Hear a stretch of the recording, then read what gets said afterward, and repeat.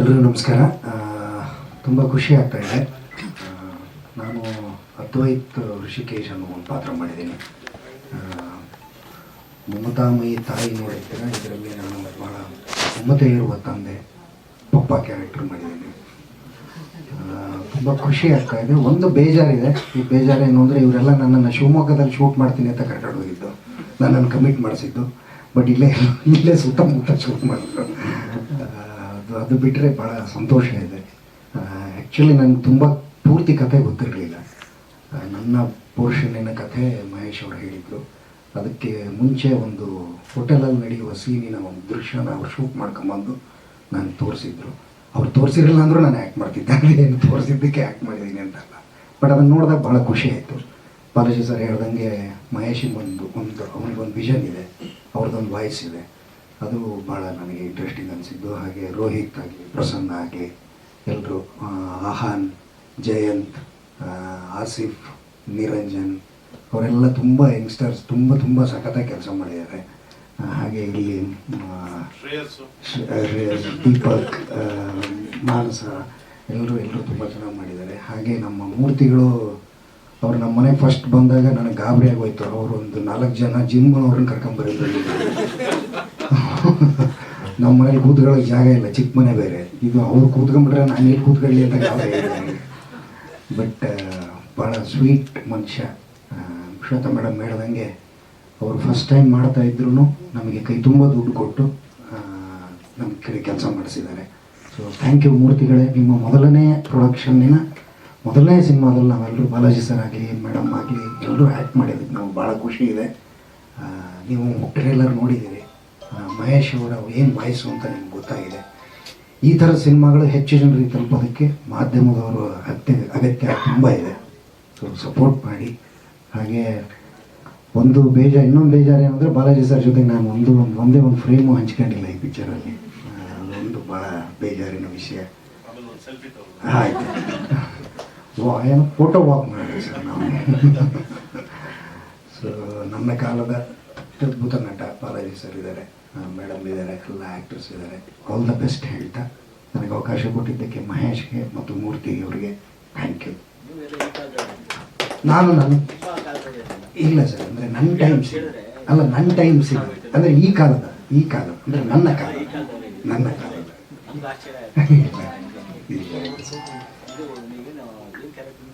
ಅದ್ವೈತ್ ಋಷಿಕೇಶ್ ಅಂತ ನಾನು ಒಂದು ಆಶ್ರಮ ನಡೆಸ್ತಾ ಇರ್ತೀನಿ ಸರ್.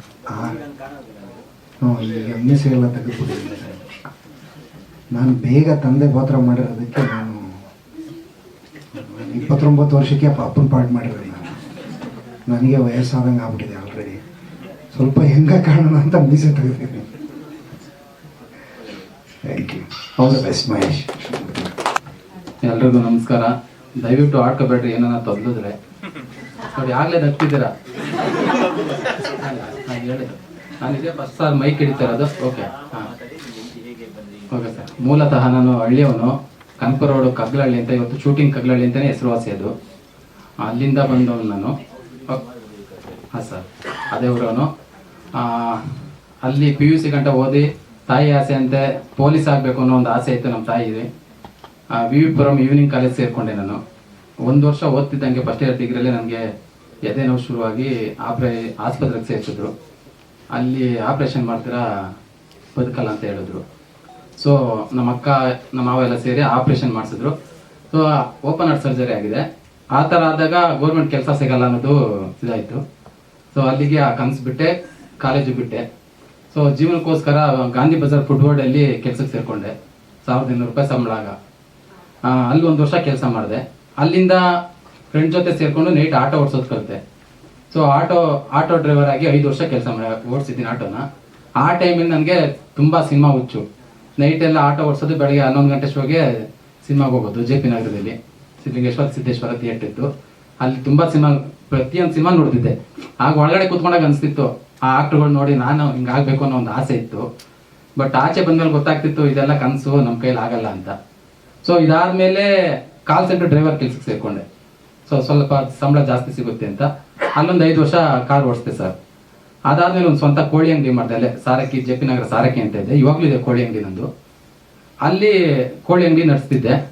ಆ ಟೈಮಲ್ಲಿ ನಾನು ತಿರುಗಿ ನೋಡಿದಾಗಲೇ ನಾನು ತುಂಬ ದಪ್ಪ ಆಗ್ಬಿಟ್ಟಿದ್ದೆ. 50 kg 95 kg ಹೊಂಟೋಗಿದೆ ಆಪ್ರೇಷನ್ ಆದಮೇಲೆ. ಸೊ ನನ್ಗೆ ಗೊತ್ತೇ ಆಗಿಲ್ಲ, ಆ ಒಂದು 15 years ಜರ್ನಿಲಿ ನನ್ಗೆ ಗೊತ್ತಾಗಿಲ್ಲ. ಆವಾಗ ನಮ್ಮ ಅಕ್ಕ ಇದ್ದವರು ನೀನು ಜಿಮ್ ಸೇರ್ಕೋ, ಹಿಂದೆ ಸುತ್ತೋಗ್ಬಿಡುತ್ತೆ ಅಂತ ಅಂದರು. ಸರಿ, ಆಗ ಬಂದು ನಾನು ಜಿಮ್ ಸೇರ್ಕೊಂಡಿದ್ದು. ಜಿಮ್ಮಲ್ಲಿ ಹೀಗೆ ಜಿಮ್ ಮಾಡ್ತಾ ಮಾಡ್ತಾ ಒಂದು ಮೊಬೈಲ್ ತಗೊಂಡೆ ಸರ್. ಜಿಮ್ ಓನರ್ ಹತ್ರ ಒಂದು ಮೊಬೈಲ್ ತಗೊಂಡೆ, ಆಪಲ್ ಸೆಕೆಂಡ್ ಹ್ಯಾಂಡ್ 10X ಅಂತ. ಸೊ ಅದು ಒಂದು ವಾರಕ್ಕೆ ಏನಾಯ್ತು, ಅಲ್ಲಿ ನಗ್ತಿದ್ರಲ್ಲ ಸರ್, ಅಲ್ಲ ಇರೋದು ಸತ್ಯ ಹೇಳ್ತಿದ್ದೀನಿ ನೀವು. ಓಕೆ, ಅಲ್ಲ ಆವಾಗ ನಾನು ಇವ್ನು ಹೇಗೆ ಪರಿಚಯ ಆದಂತೆ ನಾನು ಹೇಳ್ತಿದ್ದೀನಿ. ಸೊ ಜಿಮ್ ಓನರ್ಗೆ ಏನಾಯ್ತು ಸರ್, ಮೊಬೈಲ್ ಕೆಟ್ಟೋಗ್ಬಿಟ್ಟಿದೆ, ಇನ್ನೂ ವ್ಯಾರಂಟಿ ಇದೆ ಅಂತಲ್ಲ ಸರ್, ಇದು ಕೊಡ್ಸಿ ಅಂತ ಅಂದೆ, ಏನು ಬಿಲ್ಲು. ಸೊ ಆಗ ಇವ್ರ ಫೋನ್ ನಂಬರ್ ಕೊಟ್ಟರು ಅವರು. ಆಗ ನಾನು ಇವ್ರು ಫೋನ್ ಮಾಡ್ಬಿಟ್ಟು ಹಿಂಗೆ ಬಿಲ್ ಕೊಡಿ ಅಂತ ಕೇಳಿದ್ವಿ. ಆವಾಗ ಇವ್ರ ಮುಖ ನೋಡಿದ್ದು ನಾನು ಜಿಮ್ಮೇಲೆ. ಬಟ್ ನಾನು ಬೇರೆ ಟೈಮಿಂಗ್ಸ್ ಹೋಗ್ತಿದ್ದೆ, ಇವ್ರು ಬೇರೆ ಟೈಮಿಂಗ್ಸ್ ಬರ್ತಿದ್ದ, ಗೊತ್ತಿರಲಿಲ್ಲ. ಆವಾಗಿಂದ ಪರಿಚಯ ಆಯಿತು. ಹಂಗೆ ಡೈಲಿ ಒಂದೇ ಟೈಮ್ ಮಾಡ್ತಿದ್ದೀನಿ. ಯಾರಿಗೋಸ್ಕರ ಯಾರಿಗೋ ಮತ್ತೆ ಯಾರು ಮತ್ತೆ ಹೇಳಿದ್ದವರು ಅಲ್ಲ, ವಸಿಷ್ಠ ಸಿಂಹ ಅವ್ರಿಗೆ ಒಂದು ಸ್ಕ್ರಿಪ್ಟ್ ಮಾಡ್ತಿದ್ದೀನಿ, ಒಂದು ಒಳ್ಳೆ ಸ್ಕ್ರಿಪ್ಟ್ ಮಾಡ್ತಿದ್ದೀನಿ, ಬಟ್ ಅವ್ರು ಹೋಗ್ತಾರೋ ಇಲ್ವೋ ಗೊತ್ತಿಲ್ಲ ಅಂತ ಅಂದ. ಸರಿ ಅಂದ್ಬಿಟ್ಟು ಒಂದಿನ ಕಾರಲ್ಲಿ ಕೂತ್ಕೊಂಡು ಕತೆ ಹೇಳ್ದ ಸರ್. ಕತೆ ಹೇಳ್ಬೇಕಾದ್ರೆ ನನ್ಗನ್ನಿಸಿದ್ದು, ನಾನು ಆಡಿಯನ್ಸ್ ಆಗಿ ಥಿಂಕ್ ಮಾಡಿದ್ದು ಈ ಥರನೂ ಕತೆ ಮಾಡ್ಬೋದಾ ಅಂತ. ಸೊ ಆಗ ನಾನೇ ಅಪ್ರೋಚ್ ಆದೆ, ನಾನು 20 ವರ್ಷ ಸಂಪಾದನೆ ನಾನು ಬೇಕಾದ್ರೆ ಹಾಕ್ತೀನಿ, ದಯವಿಟ್ಟು ನನ್ನೇ ಲೀಡ್ ಮಾಡ್ತೀನಿ ಅಂತ ಕೇಳಿದೆ. ಸೊ ಇವನು ಸ್ವಲ್ಪ ದಿನ ಯೋಚನೆ ಆಯ್ತು, ನೋಡೋಣಿರಿ ಅಂತ. ಸೊ ನಿಮ್ಗೆ ಈ ಫೇಸ್ ಸೂಟ್ ಆಗಲ್ಲ, ನೋಡೋಣ ಗಡ್ಡ ಬಿಡಿ ಅಂತ. ಸೊ ಒಂದು 6 ತಿಂಗಳು ಹಂಗೆ ಗಡ್ಡ ಕೂದಲು ಬಿಟ್ಟೆ. ಹಂಗೆ ಸ್ಕ್ರಿಪ್ಟ್ ಇಲ್ಲ ಇಂಪ್ರೂವೈಸ್ ಮಾಡ್ತಿದ್ದ ಅನ್ಸುತ್ತೆ. ಸೊ ಓಕೆ, ಈ ಲುಕ್ಕು ಸೆಟ್ ಆಗುತ್ತೆ, ಮಾಡೋಣ ಅಂತ ಅಂದ. ಹಂಗಾಗಿ ಸಿನಿಮಾ ಜೊತೆ ಶುರುವಾಗಿದ್ದು ನಂದು. ಆ 20 ವರ್ಷದ ಸಂಪಾದನೆ ಜೊತೆಗೆ ಇನ್ನೂ ಸಾಲ ಕೂಡ ಮಾಡ್ಬಿಟ್ಟಿದ್ದೀನಿ. ಯಾಕಂದ್ರೆ ನಮ್ಗೆ ಗೊತ್ತಿಲ್ಲ, ಅವನಿಗೂ ಗೊತ್ತಿರಲಿಲ್ಲ ಸಿನಿಮಾಗೆ ಎಷ್ಟಾಗುತ್ತೆ ಅಂತ. ಸೊ ಮಾಡ್ತಾ ಮಾಡ್ತಾ ಮಾಡ್ತಾ ಅದು ಜಾಸ್ತಿ ಆಗೋಯ್ತು. ನಾನು ಒಂದು ಒಳ್ಳೆ ಕಂಟೆಂಟ್ ಸಿನಿಮಾ ಮಾಡೋದ್ರಲ್ಲಿ ಗೆದ್ದಿದ್ದೀನಿ, ಆದ್ರೆ ಜನಕ್ಕೆ ತಲುಪಿಸೋದ್ರಲ್ಲಿ ಸೋತ್ಬಿಟ್ಟಿದ್ದೀನಿ ಸರ್. ನನ್ನ ಹತ್ರ ದುಡ್ಡಿಲ್ಲ ಅನ್ನೋ ದೃಷ್ಟಿಗೆ ಇವಾಗ ಜನಗಳಿಗೆ ನಮ್ಗೆ ತಲುಪಿಸಕ್ ಆಗಿಲ್ಲ. ಅಲ್ಲ ಸರ್, ಈಗ ಇನ್ನು 5 ದಿನ ಇದೆ ಸರ್, ನಮ್ ಸಿನಿಮಾ ಎಲ್ಲೂ ಟಾಗ್ ಆಗ್ತಿಲ್ಲ ಸರ್. ಥಿಯೇಟರ್ ಬರೋರು ಯಾರು ಸರ್? ನಮ್ಮ ಹೊಸಬರು ಟೀಮ್ ನ ಈಗ ಹಾ ಸರ್. ಅಲ್ಲ ಸರ್, ಥಿಯೇಟರ್ ಬರ್ತಾನೆ ಇಲ್ಲ ಜನ ಅಂತ ಒಂದು ಇಂಡಸ್ಟ್ರಿ ಟಾಕ್ ಬೇರೆ ಆಗೋಗಿದೆ. ಹಾ ಸರ್.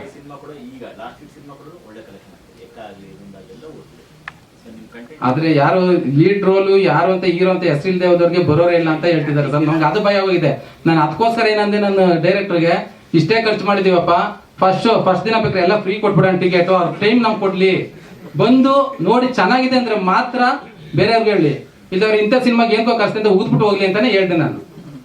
ಈ ತರ ಆದ್ರೂ ಏನನ್ನ ಪ್ರಮೋಷನ್ ಮಾಡ್ರಪ್ಪ, ದಯವಿಟ್ಟು ಫಸ್ಟ್ ಡೇ ಸಿನಿಮಾ ತೋರಿಸ್ರಿ ಜನಕ್ಕೆ. ಯಾಕಂದ್ರೆ ಅಷ್ಟು ನನ್ ಕಾನ್ಫಿಡೆನ್ಸ್ ಇದೆ ಸರ್, ಈ ತರ ಸಿನಿಮಾ ಈ ನಮ್ ಕನ್ನಡದಲ್ಲಿ ಬಂದಿಲ್ಲ ಅನ್ನೋ ಒಂದು ಕಾನ್ಫಿಡೆನ್ಸ್ ನನ್ಗಿದೆ ಸರ್.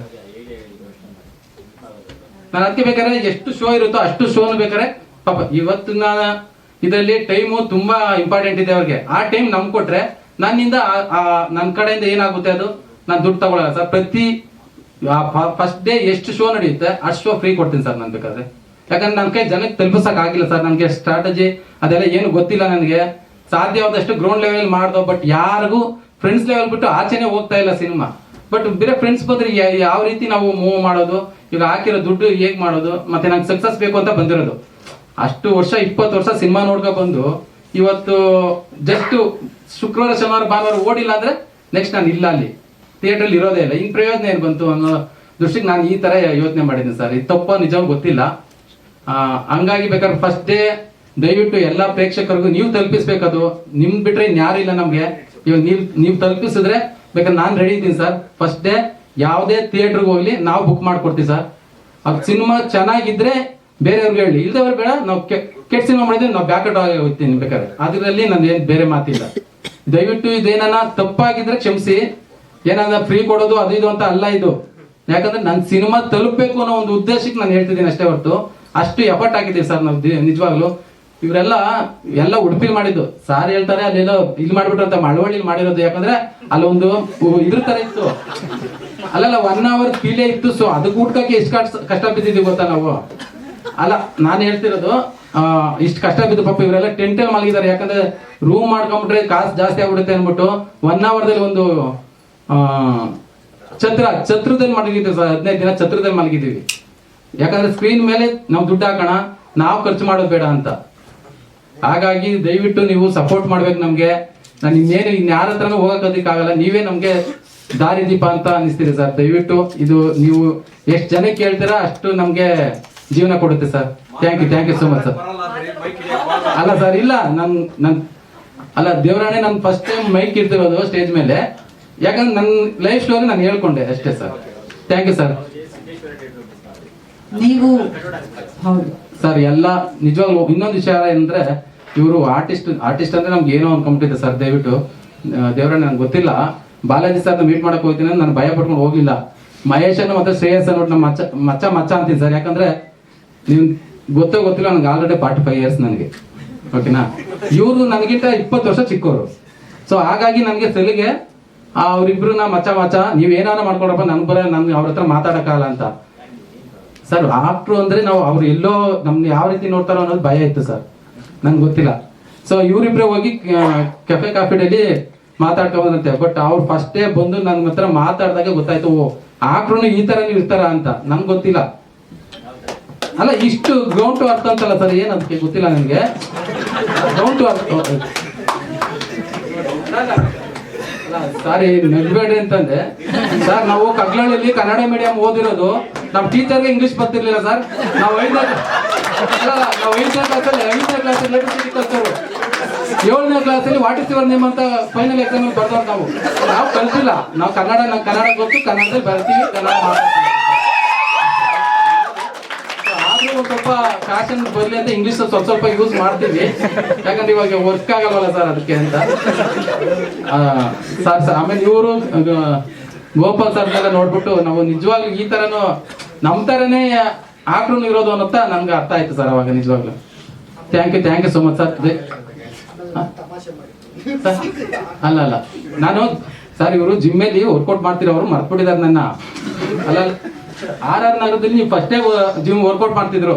ನಾವು ನೋಡೋವಿ, ಮಾತಾಡ್ಸಿದ್ರೆ ಏನಾನ ಅನ್ಕೋತಾರೆ ಅನ್ಬಿಟ್ಟು ನಾವು ಮಾತಾಡ್ಸಿರ್ಲಿಲ್ಲ ಅವ್ರನ್ನ. ಆಮೇಲೆ ನಾವು ನನ್ನ ಫ್ರೆಂಡು ದೇವರಾಜ್ ಅಂತ ಇದ್ದು, ಅವನು ಗೊತ್ತು ಬಾ ಪರಿಚಯ ಅನ್ಬಿಟ್ಟು ಕರ್ಕೊ ಹೋದ್ರು ಮನೆಗೆ. ಸೊ ಹಂಗಾಗಿ ಜಿಮ್ಮರ್ ಜೊತೆ ಹೋಗಿದ್ ನಾನು ಅಷ್ಟೇ. ಇಲ್ಲ ಸರ್, ಏನಂದ್ರೆ ನಮ್ಗೆ ಗೊತ್ತಿಲ್ಲ, ನಮ್ಗೆ ಏನಾನ ನೀನ್ ಯಾರಪ್ಪ ಅನ್ಬಿಡ್ತಾರೆ ಅನ್ಬಿಟ್ರು. ಅಲ್ಲ, ಗೊತ್ತಿದ್ರು ಸರ್, ಅವ್ರು ಗೊತ್ತಿದ್ರು, ಸೇಫ್ಟಿಗಲ್ಲ ಸರ್. ಹಾಗಾಗಿ ನಿಜವಾಗ್ಲೂ ತುಂಬಾ ಖುಷಿ ಆಗುತ್ತೆ. ಶ್ವೇತಾ ಮ್ಯಾಮ್ ಮತ್ತೆ ನಮ್ಮ ಟ್ರೈಲರ್ ರಿಲೀಸ್ ಮಾಡಿಕೊಟ್ಟ ಧ್ರುವ ಸರ್ಜಾ ಸರ್, ಅವ್ರು ತುಂಬಾ ನನ್ನ ಹೃತ್ಪೂರ್ವಕ ವಂದನೆಗಳು ಹೇಳ್ತೀನಿ ಅವ್ರಿಗೆ. ಮತ್ತೆ ಈ ತರ ಇಂಡಸ್ಟ್ರಿಯಿಂದ ಯಾರು ಸಪೋರ್ಟ್ ಬಂದ್ರೆ ನಮ್ಗೆ ತುಂಬಾ ಅನುಕೂಲ ಆಗುತ್ತೆ ಸರ್, ಜನಗಳು ತಿಳಿಸೋದಿಕ್ಕೆ. ಇವಾಗ ಕೂಡ ತರುಣ್ ಸುಧೀರ್ ಸರ್ ಹತ್ರ ಹೋಗಿದ್ವಿ. ಅವರು ಟ್ರೈಲರ್ ನೋಡ್ಬಿಟ್ಟು ತುಂಬಾ ಚೆನ್ನಾಗಿದೆ, ನಾನು ಸಿನಿಮಾಗೆ ಬರ್ತೀನಪ್ಪ, ಶನಿವಾರ ಭಾನುವಾರ ಯಾವತ್ತಾನ ಒಂದಿನ ಹೇಳು ನನ್ಗೆ ಅಂತಾನೆ ಹೇಳ್ ಕಳ್ಸಿದ್ರು. ಸೊ ಈಗ ಗೊತ್ತಾಗ್ತಿದೆ, ಇಂಡಸ್ಟ್ರಿ ಆಕ್ಟರ್ಗಳು ಬೇರೆ ಅಲ್ಲ, ತುಂಬಾ ಒಳ್ಳೆ ವ್ಯಕ್ತಿಗಳು ಅಂತಾನೆ ಅನಿಸ್ತಿದೆ ನನಗೆ. ಫಸ್ಟ್ ನಾವು ಸಿನಿಮಾ ನೋಡುವಾಗ ಅಯ್ಯೋ ಅವರೇ ಯಾರೋ ಬಿಡಪ್ಪ, ನಾವೇ ಯಾರೋ ಅಂತಿದ್ವಿ. ಈಗ ಗೊತ್ತಾದ್ಮೇಲೆ ಗೊತ್ತಾಗ್ತಿದೆ ನಮ್ಗೆ ಅಷ್ಟೇ. Thank you sir. ದಯವಿಟ್ಟು ಏನು ತಪ್ಪು ತಿಳ್ಕೊಬೇಡಿ, ಏನನ್ನ ತಪ್ಪಾಗಿ ಮಾತಾಡಿದ್ರೆ ದಯವಿಟ್ಟು ನಮ್ಮ ಕಂಟೆಂಟ್ ನ ಜನಗಳಿಗೆ ತಲುಪಿಸ್ಬೇಕಾದ ಜವಾಬ್ದಾರಿ ನಿಮ್ದು sir. Mahesh, thank you. Srinivasa Murthy ಅವರೇ, ತಪ್ಪಾಗಿ ಮಾತಾಡಿದ್ರು ನೀವು. Thank you so much. ನೀವು ನರ್ವಸ್ ಆಗ್ತೀರ ಅನ್ಕೊಂಡ್ವಿ, ನಮ್ಮನ್ನೆಲ್ಲ ನರ್ವಸ್ ಮಾಡ್ಬಿಟ್ರಿ. ಇಲ್ಲ ಮೇಡಮ್, ಸತ್ಯ ಹೇಳೋದಿಕ್ಕೆ ಏನು ಹುಟ್ಟಾಕೊಳ್ಬೇಕಾಗಿಲ್ಲ, ನಮ್ಗೆ ಇನ್ನ ಹೃದಯದಲ್ಲಿರೋದು ಹೇಳೋದಲ್ವಾ. ಸೊ ಸತ್ಯ ಹೇಳುವಾಗ ಏನು ಏನೇ ಕ್ವಶನ್ ಕೇಳಿ ಹೇಳ್ಬೋದು ನಾನು, ಯಾಕೆ ಯೋಚನೆ ಮಾಡಂಗಿಲ್ಲ, ಯಾಕೆ ಸತ್ಯ ಅದು ಅಷ್ಟೇ. ಸತ್ಯ ಹೇಳೋದಕ್ಕೆ ಏನು ಇಂಜರಿಯಂಗಿಲ್ಲ. ಬಟ್ ಏನಂದ್ರೆ ಜನಗಳ ಮುಂದೆ ನಾವ್ ಯಾವತ್ತು ಹೋದ್ರ. ಬಟ್ ತುಂಬಾ ನಾಟಕಗಳು ಮಾಡಿದ್ದೀನಿ, ರಾವಣನ ಪಾತ್ರ, ಭೀಮನ್ ಪಾತ್ರ. ಅವಾಗಂದ್ರೆ ಮುಂದೆ ಯಾರು ಕಾಣಿಸ್ತಿರ್ಲಿಲ್ಲ, ಕತ್ಲೆ ನೈಟ್ ಬಣ್ಣ ಹಾಕ್ಬಿಟ್ಟಿರೋ ಜೋರಾಗೆ. ಬಟ್ ನಾವು ಅವ್ರು ನೋಡ್ತಾನೆ ಇರ್ಲಿಲ್ಲ. ಬಟ್ ಇವಾಗ ನಿಮ್ ಮುಂದೆ ಎಲ್ಲ ಕುತ್ಕೊಂಡು ಮಾತಾಡ್ಬೇಕು ಅಂದ್ರೆ ತುಂಬಾ ಭಯ ಆಗ್ತಿದೆ ಸರ್. ದಯವಿಟ್ಟು ಇನ್ನೇನು ಕೇಳ್ಕೊಳ್ಳೋದಕ್ಕಾಗಲ್ಲ. ದಯವಿಟ್ಟು ಈ ವಿಚಾರನ ನೀವು ಜನಗಳಿಗೆ ತಲುಪಿಸಿದ್ರೆ, ಸಿನಿಮಾ ಬಂದು ನೋಡಿ ಆಮೇಲೆ ಹೇಳಿ ಸರ್. ಇಲ್ಲ ಏನು ಇಂಥ ಸಿನಿಮಾಗೆ ಇಷ್ಟೊಂದು ಕೂತ್ಕೊಂಡಲ್ಲ ಅಂತ ಬೇಕಾದ್ರೆ ಹೇಳಿ, ಅಷ್ಟಾದ್ರೂ ಹೇಳಿ. ನನ್ಗೆ ಯಾಕಂದ್ರೆ ಅಷ್ಟು ಕಾನ್ಫಿಡೆನ್ಸ್ ಇದೆ ಸರ್ ಈ ಸಿನಿಮಾ. ಯಾಕೆ ನಾನು ಆಡಿಯನ್ಸ್ ತುಂಬಾ ಸಿನಿಮಾ ನೋಡ್ಕೊಂಡು ಬಂದಿರೋ, ನಿಮ್ಗೆ ಗೊತ್ತು ಆಟೋಗಳು ಎಷ್ಟು ಸಿನಿಮಾ ನೋಡ್ತಾರೆ ಅಂತ. ಸೊ ಹಾಗಾಗಿ ನಾನು ಅದ್ರ ಮೇಲೆ ನನ್ನ ಮಹೇಶ್ ಮೇಲೆ ತುಂಬಾ ನಂಬಿಕೆ ಇದೆ ಸರ್. ಕೊನೆಗೆ ನೋಡಿದ್ಮೇಲೆ, ಸಿನಿಮಾ ನೋಡಿದ್ಮೇಲೆ ಅಂತೂ ನಿಜವಾಗ್ಲೂ ನಾನು ಈ ತರ ಮಾಡಿದ್ದೀನ ಅಂತ ಒಂದು ಹೆಮ್ಮೆ ಇದೆ ಸರ್ ನನಗೆ. ಸರ್ ಆಟೋ ಬಿಟ್ಟು ಆಗ್ಲೇ ಸರ್ 15 ವರ್ಷ ಆಯ್ತು. ಯಾರು ಸರ್ ಅವಾಗ ಮೊಬೈಲ್ ಯೂಸ್ ಮಾಡ್ತಿದ್ರು? ಒಬ್ರೇ ಅವ್ರೆ ಬಸವಣ್ಣ ಅಂತ, ಪಾಪ ಅವರು ಮೆಸೇಜ್ ಕೂಡ ಮಾಡವ್ರೆ. ಅವ್ರು ಬಿಟ್ರೆ ಇನ್ಯಾರು ಇಲ್ಲ sir. Thank you sir, thank you so much sir. ಮಾತಲ್ಲಿ ಎಷ್ಟು ಆನೆಸ್ಟಿ ಇದೆ, ಅಷ್ಟೇ ಪ್ರಾಮಾಣಿಕವಾಗಿ ಅವರು ಕೆಲಸ ಮಾಡಿದ್ದಾರೆ. ದಯವಿಟ್ಟು ನಿಮ್ಮ ಸಪೋರ್ಟ್ ಬೇಕು. ಹೆಚ್ಚು ಜನರಿಗೆ ತಲುಪಿಸೋದಕ್ಕೆ ಮಾಧ್ಯಮದವರ ಅವಶ್ಯಕತೆ ತುಂಬ ಅತ್ಯಗತ್ಯ. ಮೂರ್ತಿಗಳೇ ಚೆನ್ನಾಗಾಗುತ್ತೆ, ತಲೆ ಕೆಡಿಸ್ಕೊಬೇಡಿ. ನಾನು ನನ್ನ ಸಿನಿಮಾ 5 ವರ್ಷದ ಕರಿಯರಲ್ಲಿ ಇಷ್ಟು ಮಾತಾಡಿರಲಿಲ್ಲ, ಇವತ್ತೇ ಮಾತಾಡಿರೋದು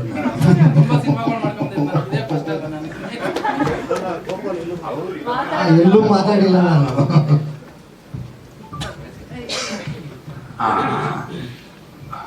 ನನ್ಗೇನ್ ಮಾತಾಡ್ಬೇಕಂತ ಗೊತ್ತಾಗ್ತಿಲ್ಲ, ಬಟ್ ಒಂದ್ ಹೇಳಕ್ ಇಷ್ಟಪಡ್ತೀನಿ. ಕಂಟೆಂಟ್ ಎಲ್ಲಾರು ಹೇಳ್ತಾರೆ ಕಂಟೆಂಟ್ ಚೆನ್ನಾಗಿದೆ, ಥಿಯೇಟರ್ ಬನ್ನಿ ನೋಡಿ ಅದು ಇದು ಅಂತ. ಅಂಡ್ ನಾನು ಇವಾಗ ಅದ್ರ ಬಗ್ಗೆ ಹೇಳಲ್ಲ, ತುಂಬಾ ಚೆನ್ನಾಗಿ ಮಾಡ್ಬಿಟ್ಟಿದೀವಿ ಬನ್ನಿ ಅದು ಇದು ಅಂತ. ಟ್ರೈಲರ್ ನೋಡಿದೀರಾ, ನಿಮ್ಗೆ ಏನಾದ್ರು ಇಷ್ಟ ಆಗಿದ್ರೆ ನೀವೊಂದ್ 4 ಜನಕ್ಕೆ ಹೋಗಿ ಚೆನ್ನಾಗಿ ಟ್ರೈಲರ್ ಮಾಡಿದ್ದಾರೆ. ಅದೇ ತರ ಒಂದು ಸಿನಿಮಾ, ಇದಕ್ಕೂ ತುಂಬಾ ಲೇಯರ್ಸ್ ಗಳು ಸಿನಿಮಾಲಿದೆ. ನೀವೊಂದ್ 4 ಜನಕ್ಕೆ ನಿಮ್ ಪವರ್ ಏನಾದ್ರು ತೋರಿಸ್ಬೋದು. ನಮ್ಮ ಚಿಕ್ಕವರಿಗೆ ನಿಮ್ ಪವರ್ ತೋರಿಸಿದ್ರೆ ಜನಗಳಿಗೆ ಸ್ವಲ್ಪ ತಲುಪತ್ತೆ ಅಂತ ಒಂದು ನಂಬಿಕೆಗೆ ನಾವು ಇದೊಂದು ಪ್ರೆಸ್ ಮೀಟ್ ಮಾಡಿದ್ದು. ಡಿಸಪಾಯಿಂಟ್ ಅಂತೂ ಮಾಡಲ್ಲ. ನನ್ ತುಂಬಾ ಮಾತಾಡೋದಿದೆ, ಬಟ್ ಸಿನಿಮಾ ಆದ್ಮೇಲೆ ಕಂಟೆಂಟ್ ನೋಡಿದ್ಮೇಲೆ ನಾವೆಲ್ಲರೂ ಮಾತಾಡೋಣ ಅಂತ ಅನ್ಕೊಳ್ತಾ ಇದ್ದೀನಿ. Thank you. ಅಂಡ್ ನಾನು ಇಬ್ಬರಿಗೆ ಥ್ಯಾಂಕ್ಸ್ ಹೇಳ್ಬೇಕು ಇಲ್ಲಿ. ಫಸ್ಟ್ ಇಬ್ರು ಅಂದ್ರೆ ಎಲ್ಲರಿಗೂ ಹೇಳ್ಬೇಕು. ಬಾಲಾಜಿ ಸರ್ಗೆ ತುಂಬಾ ಥ್ಯಾಂಕ್ಸ್ ಹೇಳ್ಬೇಕು. ನನ್ನ ಪಾತ್ರನ ನಾನು ಎಕ್ಸ್ಪೆಕ್ಟ್ ಮಾಡಿದ್ಕಿಂತ ತುಂಬಾ ಚೆನ್ನಾಗಿ ಮಾಡ್ಕೊಟ್ಟಿದ್ದಾರೆ. ಅದೇ ಏನ್ ಹೇಳಿದ್ರು ಕಮ್ಮಿನೇ ಅದು ನನಗೆ. ಅಂಡ್ ಗೋಪಾಲ್ ಸರ್ ಆಗ್ಲಿ, ನಾನು ನನ್ನ ಕ್ಯಾರೆಕ್ಟರ್ ಒಂದು ಲೇಯರ್ಸ್ ಎಲ್ಲ ಬರ್ಕೊಳ್ತಾ ಇದ್ದಾಗ ಇದೆಲ್ಲ ಹೆಂಗ್ ನಾನು ಸ್ಕ್ರೀನ್ ಮೇಲೆ ತರ್ಬೋದು ಅಂತ ಅಂದಾಗ್ಲೂ, ಜಸ್ಟ್ ಒಂದು ಅಂದ್ರೆ ನಾವು ತುಂಬಾ ಡ್ರಮಾಟಿಕ್ ಆಗಿ ಏನಾದ್ರು ಬರ್ಬಿಡ್ತಿದೀವ ಅಂತ ಅಂದಾಗ್ಲೂ ಏನೂ ಇಲ್ಲ, ಆರಾಮಾಗಿ ಆಗತ್ತೆ, ಚೆನ್ನಾಗಾಗತ್ತೆ ಅಂತ ಟೆಕ್ನಿಕಲ್ ಆಗು ನಮ್ಗೆ ತುಂಬಾ ಹೆಲ್ಪ್ ಮಾಡಿಕೊಟ್ಟವ್ರು ಬಾಲಾಜಿ ಸರ್ ಆಗ್ಲಿ, ಗೋಪಾಲ್ ಸರ್ ಆಗ್ಲಿ. ಅಂದ್ರೆ ಎಲ್ಲರಿಗೂ ಕೊಡ್ಬೇಕಾದಂತ ಒಂದು ನಮ್ಮ ಡೈರೆಕ್ಟರ್ ಬೇಕಾದಂತ ಫ್ರೀಡಮ್ಸ್ ಗಳೆಲ್ಲ ಕೊಟ್ಟು ನಮ್ಗೆ ತುಂಬಾ ಪುಷ್ ಮಾಡಿದ್ರು. ಅಂದ್ರೆ ಹೀಗ್ ಮಾಡ್ಬೋದಾ, ಇಲ್ಲ ಹೀಗೆ ಮಾಡ್ಬಿಡೋಣ, ಹಿಂಗೆ ಮುಗಿಸ್ಬಿಡೋಣ ಅನ್ನೋದೆಲ್ಲಾನು ಹೇಳ್ತಾ ಇರಲಿಲ್ಲ. ಸ್ಕ್ರಿಪ್ಟ್ ಅಲ್ಲಿ ಏನಿದೆ ಅದ್ ಪ್ರಾಪರ್ ಆಗಿ ಹೇಗೆ ಸ್ಕ್ರೀನ್ ಮೇಲೆ ಬರ್ಬೇಕು ಅನ್ನೋದಕ್ಕೆ ತುಂಬಾ ಹೆಲ್ಪ್ ಮಾಡಿಕೊಟ್ರು. ಅಂಡ್ ಶ್ವೇತಾ ಪ್ರಸಾದ್ ಫ್ರೆಂಡ್, ನಮ್ಮ ಸೆಟ್ಟಲ್ಲೆಲ್ಲ ಅವರು ಸಪ್ರೇಟ್ ಆಗಿ ಏನೋ ಒಂದು ಇರ್ತಾರೆ, ಆ ಥರದಲ್ಲಿ ಏನೂ ಇಲ್ಲ. ಎಲ್ಲ ಆಟ ಆಡ್ಕೊಂಡು ಒಂಥರ ತುಂಬಾ ಮಜಾ ಮಾಡ್ಕೊಂಡು ಸಿನಿಮಾ ಮಾಡಿದ್ದೆ ನಾವೆಲ್ಲಾನು. ನಿಮ್ಗೆ ಹೇಗೆ ಅನ್ಸ್ತು ಟ್ರೈಲರ್? ಅದು ಕೇಳೋದು ಮತ್ತೆ. ಸೊ ಅದೇ ಹೀಗಿರತ್ತೆ. ಅಂಡ್ ಥಿಯೇಟರ್ಗೆ ಬಂದಾಗ ನಿಮ್ಗೂ ಇದಂತೆ. ಅಂಡ್ ಇನ್ನಿಬ್ರಿಗೆ ಹೇಳ್ಬೇಕಾಗಿತ್ತು, ನಮ್ಮ ನಿಶಾ ಮ್ಯಾಮ್ ಅಂತ ತುಂಬಾ ಇಂಪಾರ್ಟೆಂಟ್ ಕ್ಯಾರೆಕ್ಟರ್ ಮಾಡಿದ್ದಾರೆ, ತುಂಬಾ ಚೆನ್ನಾಗಿ ಮಾಡ್ಕೊಟ್ಟಿದ್ದಾರೆ ನಮ್ಗೋಸ್ಕರ. ತುಂಬಾ ಇಷ್ಟನೂ ಆಗತ್ತೆ ನಿಮ್ಗೆ. ಆ ಕ್ಲೈಮ್ಯಾಕ್ಸ್ ಗಳೆಲ್ಲ ತುಂಬಾ ಚೆನ್ನಾಗಿ ವರ್ಕ್ ಮಾಡ್ಕೊಟ್ಟಿದ್ದಾರೆ. ಅಂಡ್ ನಮ್ಮ ಶಿವು ಸರ್ ಅವರು ಬಾಂದ್ರೆ ಬಂದಿಲ್ಲ, ಅಲ್ಲೇ ಕೂತ್ಕೊಳ್ತಾರೆ. And done a fantastic job. Thank you so much sir, and thank you ma'am. And ನಮ್ಮ ಆಕ್ಟರ್ಸ್, ನನ್ನ ಟೀಮ್, ನನ್ನ ಡೈರೆಕ್ಷನ್ ಟೀಮ್, ನಾನು ಇಷ್ಟಿದ್ರಲ್ಲಿದ್ರು ಪಾಪ ಈಗೆಲ್ಲ ಅರೇಂಜ್ ಮಾಡಿದ್ ಪಾಪ ಎಲ್ಲ ಅವರೇ ಮಾಡ್ಕೊಟ್ಟಿದ್ದು. Niranjan, Shreyas, Santhu, Asif, Bharath, Kaushik, Aahan, Jayanth, Harshi, Vasanth, Vinay. Thank you so much ನಿಮ್ಮೆಲ್ಲರಿಗೂ. ನೀವೆಲ್ಲ ಇದಿಲ್ಲ ಅಂದ್ರೆ, ಟೆಕ್ನಿಕಲ್ ಆಗಿ ಇವ್ರು ಯಾರು ಇಲ್ಲ ಅಂದ್ರೆ ನನಗೆ ಈ ಸಿನಿಮಾ ಮಾಡಕ್ಕೆ ಆಗ್ತಿರ್ಲಿಲ್ಲ. ತುಂಬಾ ಪುಷ್ ಮಾಡಿದ್ದೀರಾ ನನ್ನ. Thank you so much.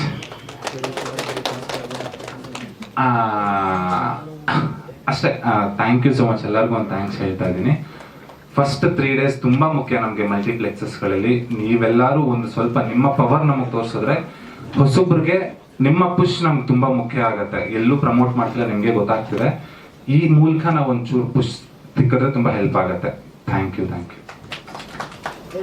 ಇದೊಂದೇ ಒಂದು ವಿಚಾರ, ನಮ್ಮ ಈ ಸಿನಿಮಾಗೆ ಫೈಟ್ ಆಗ್ಲಿ ಡ್ಯಾನ್ಸ್ ಆಗ್ಲಿ ನಮ್ಗೆ ಗೊತ್ತಿರ್ಲಿಲ್ಲ. ಚಾಮರಾಜ್ ಸರ್ ಅಂದ್ಬಿಟ್ಟು ಒಬ್ರು ಯಾರೋ ನಂಬರ್ ಕೊಟ್ಟರು, ನೋಡಪ್ಪ ನಿನ್ಗೆ ದುಡ್ಡಿನ ಇದಿಲ್ಲ ಅಂದ್ರೆ ನೀನು ಹೋಗು, ಅವ್ರು ಯಾವ ರೀತಿ ₹1 ಎಕ್ಸ್ಪೆಕ್ಟ್ ಮಾಡಲ್ಲ ಅಂತ. ಅಲ್ಲಿ ಹೋದ್ಮೇಲೆ ಗೊತ್ತಾಯ್ತು ಈ ಸಿನಿಮಾದ ಬ್ಯಾಕ್ ಬೋನೆ ಆ ಇನ್ಸ್ಟಿಟ್ಯೂಟ್ ಸರ್. ನಿಜವಾಗ್ಲೂ ಸರ್ ತುಂಬಾ ಥ್ಯಾಂಕ್ಸ್ ಸರ್. ನಿಮ್ಮ ಬಗ್ಗೆ ಹೇಳೋದಕ್ಕೆ ನನಗೆ ನಿಜವಾಗ್ಲೂ ಖುಷಿ ಆಗುತ್ತೆ sir. Thank you so much sir. Thank you thank you so much.